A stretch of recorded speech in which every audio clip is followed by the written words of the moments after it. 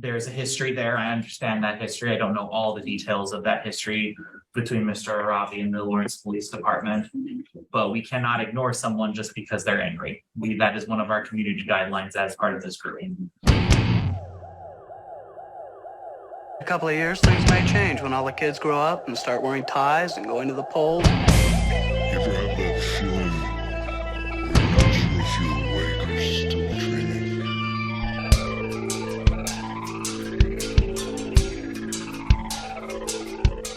Any member of the police department who has allowed himself to get out of condition will either get back into condition or be weeded out.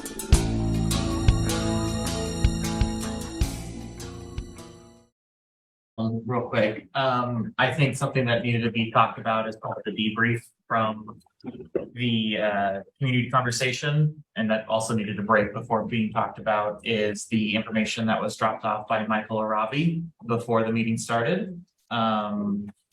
It is something that at the very least we need to discuss. If it's been discussed with the police like internally already, then we should be informed of that. There are concerns.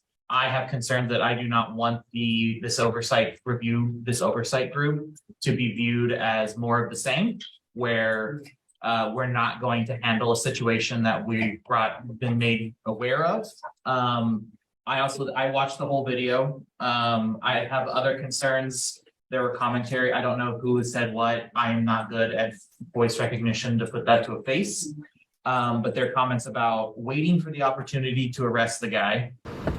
I already said when I come back to patrol, if anyone's gonna arrest him, it'll be me, because I just don't put up with stuff like that. No, I hear you.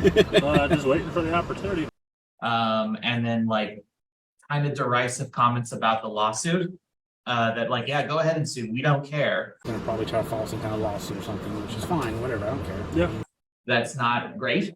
It's not a good look.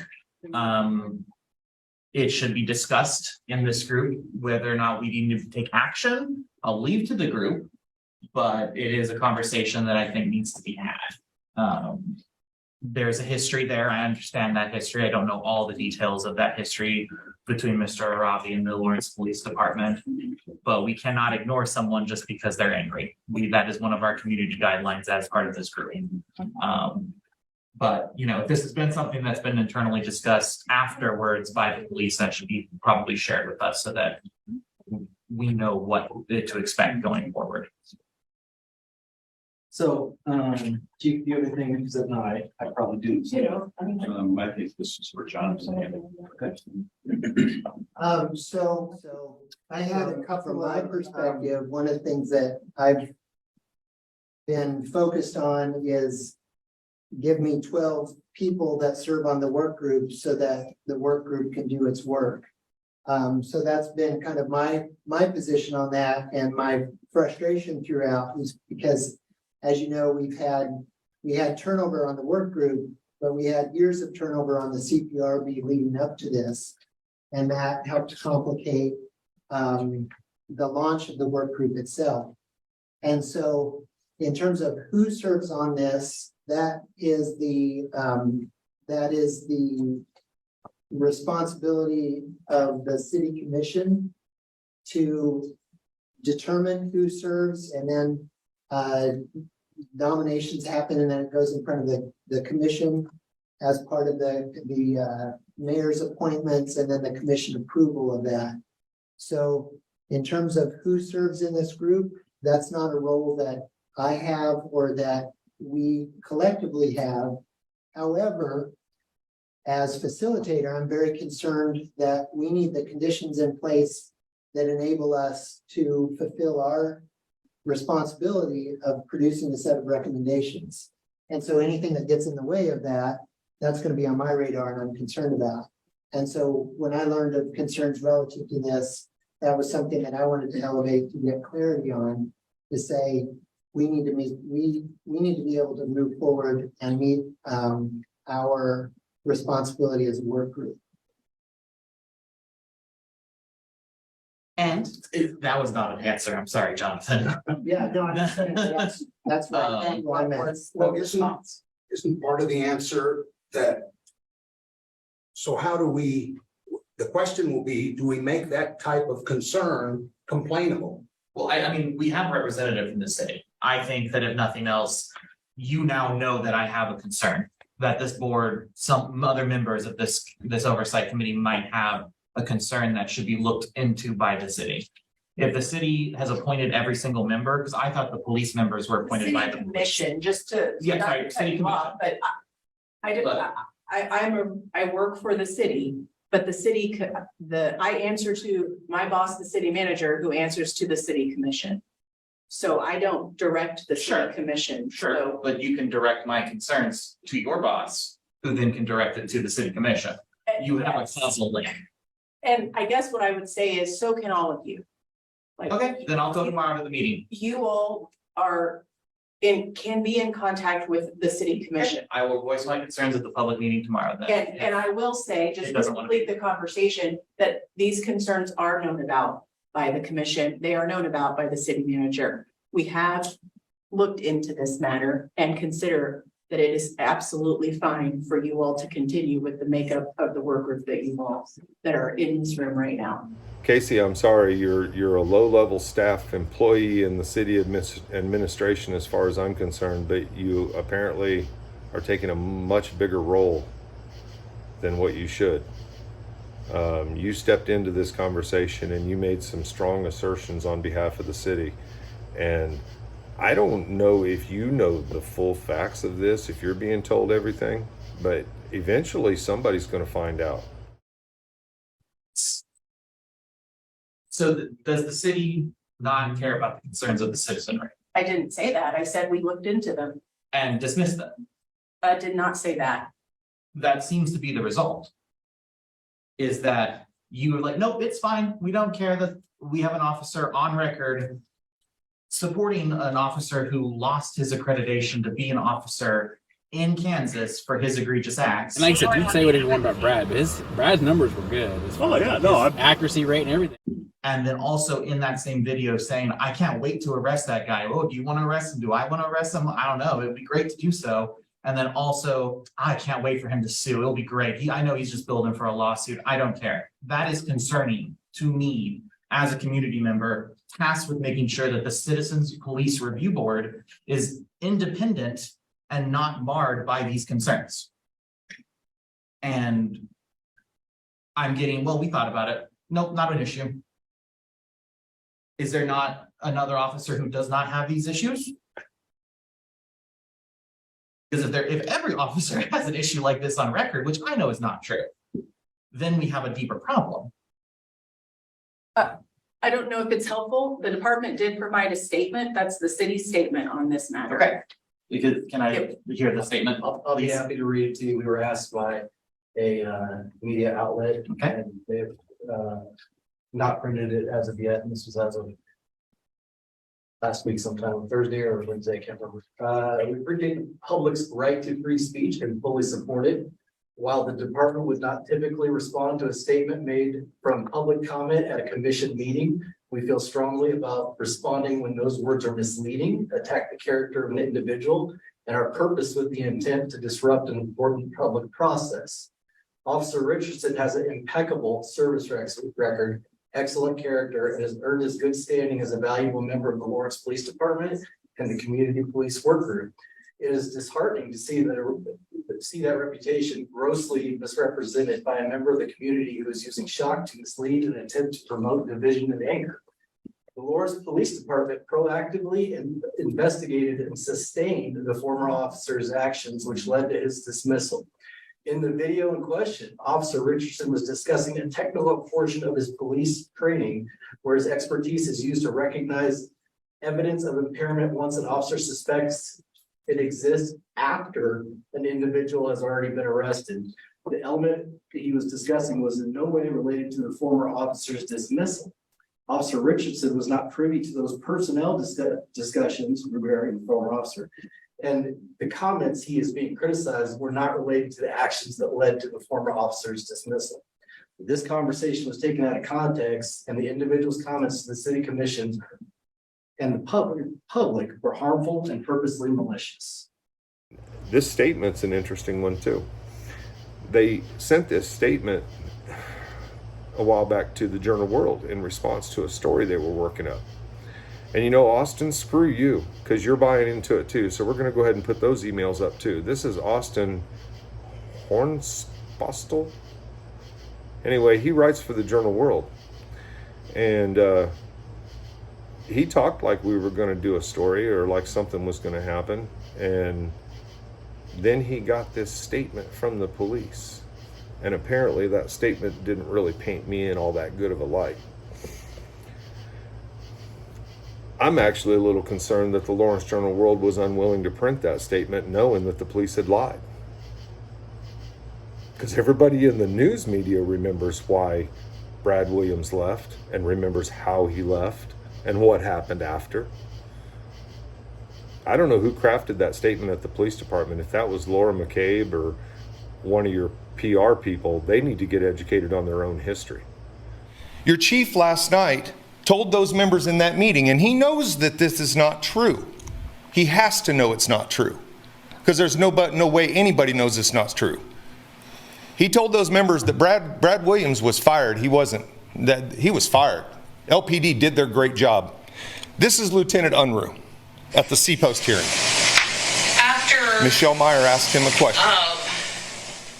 After you spoke with Mr. Williams the second time, what was kind of the next step just in your investigative process? So I think it was a couple of days, a day, maybe a day after, maybe 2 days after Oscar Williams resigned from the department. Everybody hear that? It was a day or two after that Officer Williams resigned from the department. Okay, and I double down on Skylar's character. It's unfortunate, but we're doing that. I think though that it, maybe we could just voice that as a concern. I think for me, I'm giving a lot of free time to this project, and I have a limited schedule. And I would like to know that what I'm working on has the community's trust. And so I think that, you know, there's fact-based, but then there's also kind of a perception. And so I would hope that the city and the LPD would do what it can so that my work here isn't in any way downgraded or distrusted, or I have a bit of a personal brand too. I'm a little bit worried about that. And then the affiliation that's happening with that as I make, you know, my money is from personal consulting. So I have a financial stake, I have a personal stake, I have a respect stake for the other people that are on the work group.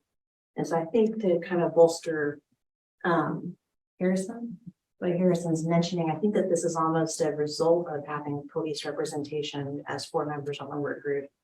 And we do need to think about the public perception of them a little bit aside from fact-based. And so what I'm kind of hearing and seeing is that there's a little bit of like perception going on, and that's still very serious to me. To be clear, not impugning Officer Richardson's character. I don't know you. So I like to assume that people are good people. But this is the concern that I have. And it's just like what was said, that we have to be cognizant of the public eye. Always. Yeah, there's a small task or rearrangement that we can do to get the community's trust in this process. I mean, a lot of tax dollars, money's going to this process, people's volunteer time is going to this process. If it's an easy fix, I would hope that the efforts would be made to do an easy fix. Well, one of the things that the people at my table repeated was that they have participated in similar activities in the past and that they ultimately failed. And I would hate for public perception, whether it's correct or not, to ultimately cause a failure. Because at the end of this, we need to give recommendations that has to go to the city commission for them to vote on it. And if it doesn't have the support of the community, they won't be in any way motivated to approve our recommendations. Well, I would like to point out too, you're concerned about your brand. My brand's the Lawrence Police Department. That's what I was hired to come here and be. And I am concerned about that, not in this context, but in the greater context of this work group. And, you know, when we want to listen to what's going on in our community and figure out a way that people want police to be around. I mean, the fact that we hear from people, if they don't want us at meetings, That's horrible. Why, we need to, as a police department, figure out why does that happen and fix it. And that's not okay. You know, and I, when we hear that, I think that's part of this underlying thing of figuring out. And, you know, like you, we're all here. I'm not getting paid to be here.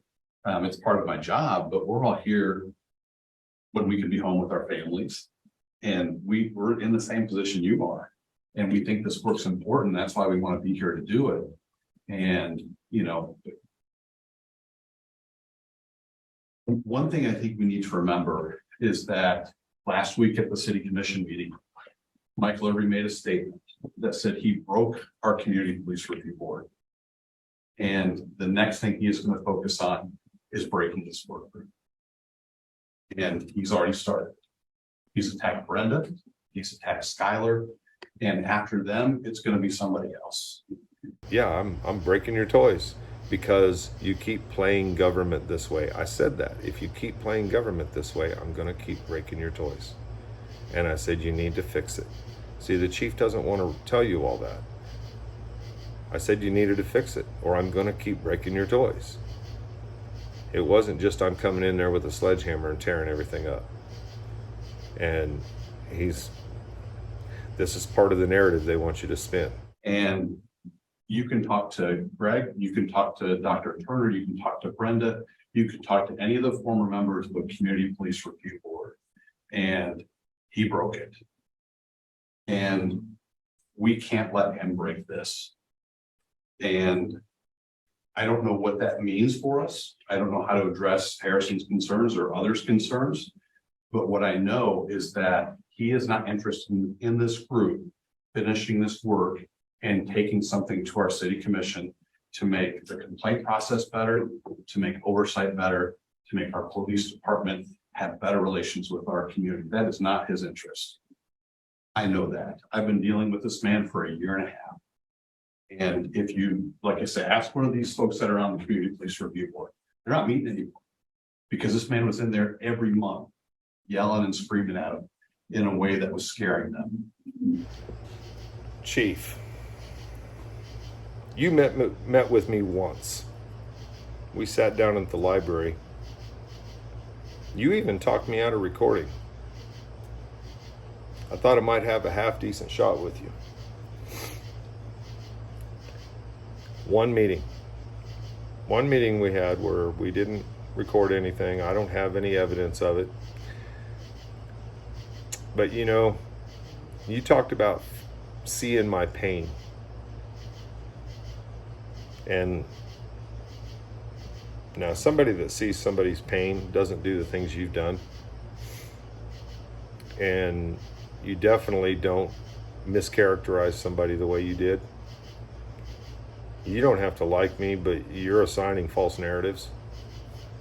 And that CPRB was having turnover issues long before I got involved. And matter of fact, I didn't really get involved in the CPRB until you fucked it up, buddy.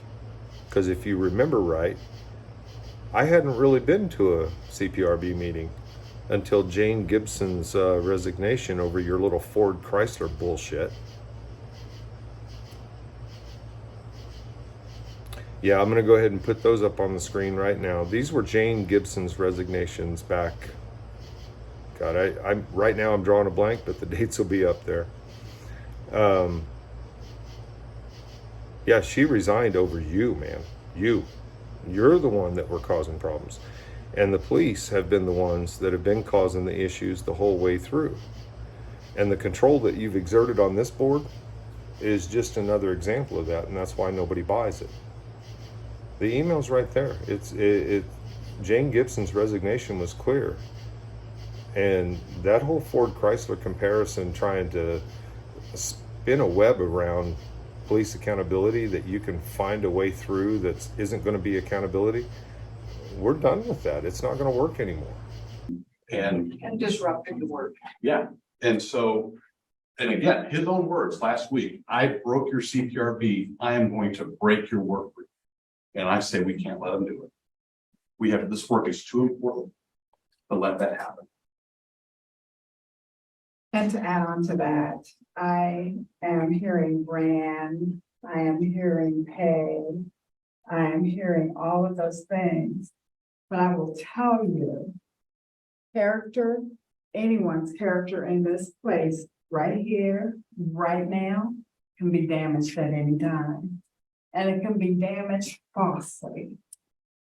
So when that man came up to me with that piece of paper, I was like, you know, you can see a saboteur in the room to mess up any given process.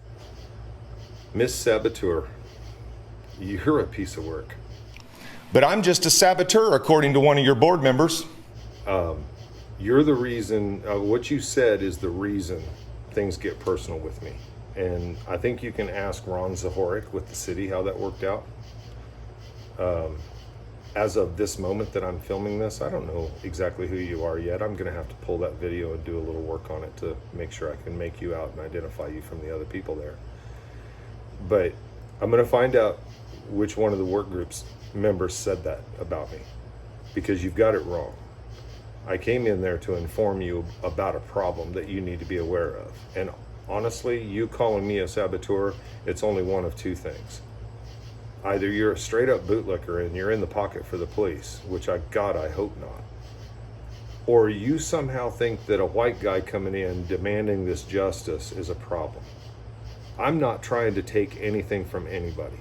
I've been through my own struggles, and that's what got me started in this. If you go back and you do some checking and don't just buy the words that the chief tells you, you'll find out that I got started from being the only one charged on a scene where I got my ass handed to me and the cops knew who did it. And then when I filed an open record request to get a withheld video, they withheld witness video that showed me getting beat up. And when I filed an open record request for that, they refiled me. Or they refiled the charges on me. So Miss Saboteur, you need to check your facts, because you're dead wrong. You're dead wrong. And if you really talk to some people, and if you guys are all being fed a line of bullshit, I'm sorry, I can't help you there, but you're gonna have to piece through it. But this whole idea that I'm just there to wreck things and tear things up, the reason I said I was gonna break that board is because you won't do the right thing about Skylar. He needs to be off that board, and I think a couple board members recognized it. Now you guys need to act on it. So it's up to you or up to us to figure out what is worth that and what is not worth that. Because I have lived in my lifetime to see character being damaged on a regular basis, on an everyday basis in the job that I have worked in. So whether you step right or left, your brand officer, I know about brand. I know about the name, and I know about the skin in which I live in every day. So to me, anyone can step in the space and mess up the process. And if it is up to us whether or not we allow it. So we know that lots of us have been nominated to do the work. All we can do is do the work, try to understand the process, try not to get upset with the uniform, but we just have to do the work. And if you walk away from here feeling like your brand has been damaged, I would say no. Because your brand will not be damaged over one individual walking in, because you know when you walk in your skin every day, even with your child, you already know all the junk that you've gone through. You know it already. So to me, we're here about doing the work. We need to understand what your process is as officers, as you look at how you structure all of that. And now I will leave it alone. I want to make one more comment about character. When this all came up, I, number one, asked for a clean copy of the video so I could hear the context. It was refused. All right, correction. When Miss Clary talks about wanting to get a clean copy, let me clarify, and I have the emails to prove it, and I'm going to go ahead and put them up on the screen here. What Miss Clary wanted was a clean copy that she could use to impeach a witness against her client, apparently. She didn't want a clean copy to look into it. Read the emails. They're scrolling on your screen right now. And if you look through this, you're going to see that she talks about impeaching him. She skips some emails in there too, and answers weird sometimes because she's trying to avoid the issue. She's trying to avoid documenting, responding to it. That way, I'm assuming she can claim later that she missed the email or didn't notice it or whatever. And this is when I was talking about Scott Richardson and his problems and the fact that he needed to be off the work group. Now, these are his own words. And this is how she handled it. So she didn't need a clean copy from me to look into anything. As she states in the email, she can just do a Cora request and get a video. Now remember, that's not something that any of us can do. I've shown you video of me trying to get video from the police, and it's pulling tooth and nail to get in, and they refuse to let you record anything. They say they'll deny it on this ground and that other way. But that's what Miss Clary was after. So let's just keep straight with the facts. Number two, ran into Skylar Richardson in the hallway in the courthouse, and we had a conversation about some of what was going on there. And as I walked away from that, I thought, I hope that when somebody has really messed up and really suffered the consequences for it, I have the graciousness to look at that person and say, yes, but here's something he was good at. I mean, to me, that's character, where he was not looking at the man for what he did wrong. He was looking at the man for what he did well. And I was impressed by that. So the guy tells you that he's going to be the first one to arrest me when he gets out on the street in October in his own webcam or in his own car cam. You go visit him in the courthouse and he compliments me somehow, if I understood this right. He somehow compliments me so greatly that not only does it outweigh his desire to ever arrest me ever again, but now suddenly he's gracious enough to be forgiving of me for doing something wrong? Lady, are you fucking serious? I think we're equating the process breaking or the group breaking with addressing a complaint about somebody. And I just want to, as we're ending that conversation, let's not do that black and white thinking. I think that we can address concerns so that the public trusts the process and the process doesn't have to stop. It speaks to the power dynamics to assume that switching out an officer on the work group would stop the process a little bit. So I don't know, just something to think about. And I'm in that process. Thank you for this. I appreciate that. This is important work. This is the work. I can't hide.